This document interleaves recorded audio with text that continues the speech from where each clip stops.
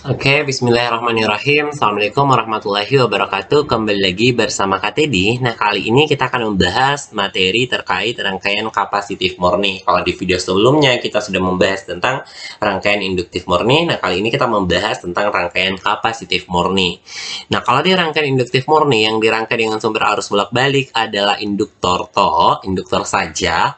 Nah, kalau di sini yang dirangkai dengan sumber arus bolak-balik yaitu kapasitor. Oke, kita gambarkan dulu rangkaiannya.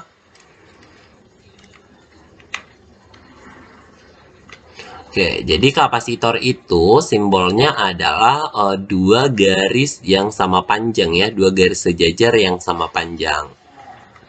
Oke, disambungkan dengan sumber arus bolak-balik macam ini. Oke. Nah, ini C. Nah, oke. Nah, kapasitor ini, jadi kapasitor atau yang biasa disimbolkan sama C, ini kalau dihubungkan sama arus DC, maka dia ini akan menjadi isolator. Oke, dia akan jadi isolator. Jadi kalau disambungkan dengan sumber arus searah, maka kapasitor ini tidak akan mengalirkan arus listrik karena dia berfungsi sebagai isolator, tidak dapat menghantarkan arus listrik. Nah, kalau dihubungkan dengan sumber arus AC, maka dia akan menjadi hambatan. Nah, hambatannya ini itu dikenal dengan sebutan reaktansi kapasitif. Oke, reaktansi kapasitif atau XC. Oke, reaktansi kapasitif atau XC. Nah, persamaan reaktansi kapasitif atau XC itu adalah 1 per omega C. Nah, lagi-lagi kakak tekankan omega itu adalah frekuensi sudut. Yang persamaannya itu 2P frekuensi. Nah, kalau C sendiri itu adalah kapasitas kapasitor. Jadi C itu kapasitas kapasitor. Kapasitor. Satuannya ini adalah farad. Oke, satuannya adalah farad. Oke, itu saja F ya. Jadi satuannya ini farad. Oke. Nah,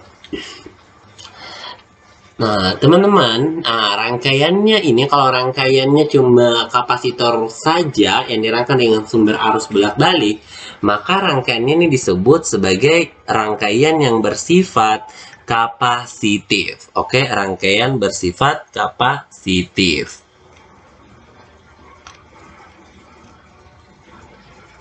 Jadi rangkaian bersifat kapasitif.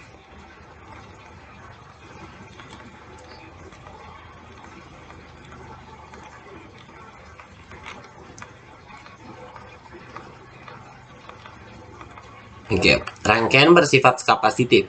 Kalau rangkaiannya bersifat kapasitif, maka, kalau tadi di kalau rangkaian yang bersifat induktif di video sebelumnya, itu tegangan mendahului arus, maka pada rangkaian yang bersifat kapasitif justru arus yang mendahului tegangan. Oke, jadi ini arus mendahului tegangan. Oke, mendahului tegangan. Oke, jadi kalau kapasitif murni ya mendahului tegangan sebesar 90 derajat. Oke. Kalau ini ya, untuk yang ini ya, kapasitif murni. Nah, kemudian sehingga akan menghasilkan persamaan tegangan. Jadi persamaan tegangannya ini itu adalah V sama dengan V max sin omega T. Nah, karena arusnya ini mendahului sebesar 90 derajat, maka persamaan arusnya itu akan menjadi I max sin omega T ditambah 90 derajat. Nah, macam tuh. Nah, atau bisa tegangannya kan artinya tegangannya ini ketinggalan tuh sebesar 90 derajat. Jadi bisa persamaannya V itu sama dengan V max, oke, sin omega T, omega T kurang 90 derajat. Macam tuh. Jadi ada kurang 90 derajatnya. Oke. Nah,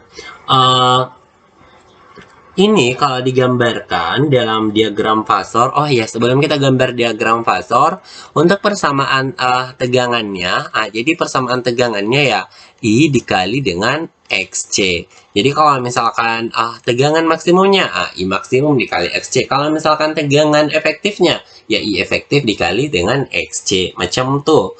Oke, sekarang gimana Kak diagram fasornya? Oke, kita buat diagram fasornya atau diagram fase vektor ya. Nah, diagram fasor itu diagram fase vektor.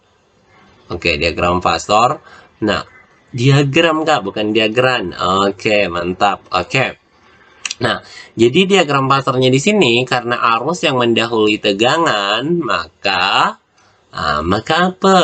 Maka yang ada di sini itu adalah arus, di sini tegangan. Nah, ini kan kalau diputar saat raja runjam macam ini, yang di depan itu adalah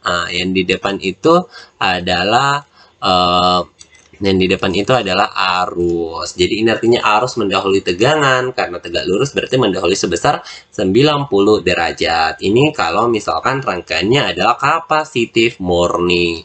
Nah Kak, kalau grafiknya gimana? Nah, kalau grafiknya macam nih. Oke, macam nih ya.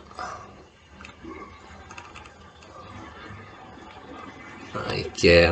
Nah, misalkan warna merah itu adalah tegangan. Oke, jadi ini warna merah adalah tegangan.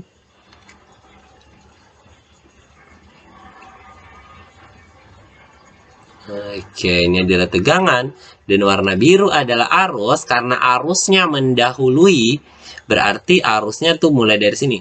Sudah mulai dari sini ya. Dia lebih duluan mulai. Berarti macam nih ya. Oke.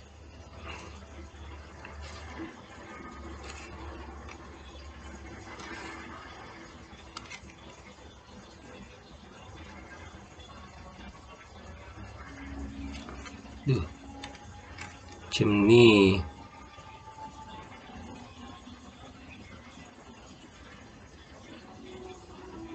Oke, jadi ini persamaan arusnya. Jadi arusnya mendahului tegangan. Jadi arusnya lebih dulu dibanding tegangan sebesar 90 derajat.